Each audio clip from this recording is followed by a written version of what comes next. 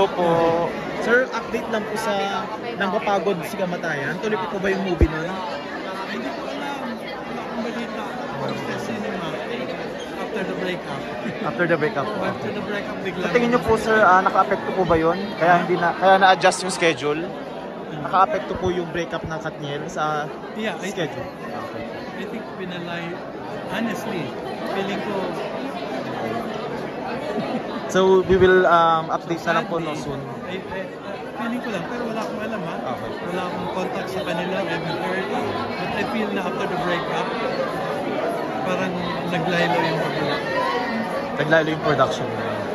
Thank you po. Sir, how do you balance your life? Kasi parang halos lahat ng GMA show, ito yung consultant. Sa prime time lang, sa kabila. GMA Prime. It's my full-time job. Kailan ako magtrabaho. Aside from writing films and my books, may karong pinatapos nila. Can you share a little Sa bit? trabaho, busy talaga. Yung tinatapos nila, pwede ka na mag-launch nila. It's my fifth novel. Inaabot ko sa book fair sa September. Kaya paspasan. We have to go to press any day now.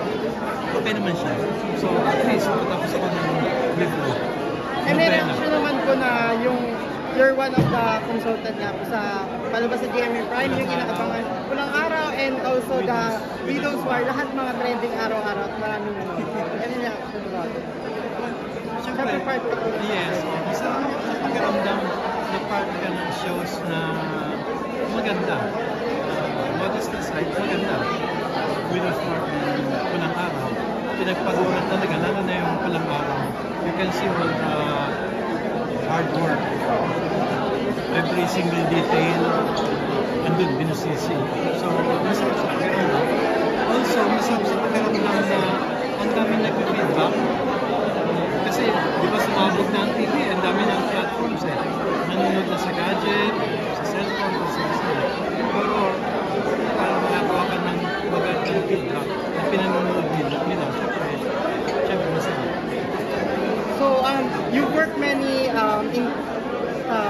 celebrity industry na including Alden po sa Pulang Araw, Catherine Bernardo. And ngayon may movie sila together. So, ano po yung reaction niyo na yun? Magkaka-movie na kasi silang dalawa. Hello, Love You. Si Alden and si Catherine. Exciting, di ba?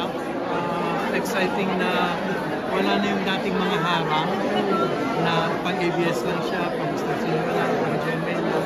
It's exciting na Collaboration. lahat nagsasama-sama para magpagtulungan kasi lahat ng pinakamalaking tulong kailangan ng industriya natin ngayon para mga tao manood sa sinehan ng pelikulang Pilipino.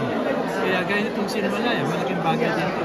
Parang malaking pagtulak din siya na patunaysin natin sa porta natin ng Pilipino. And pag may projects ka gaya ni Catherine at Alden, parang dalawang malaking pwersa nagsasanib. So magandang...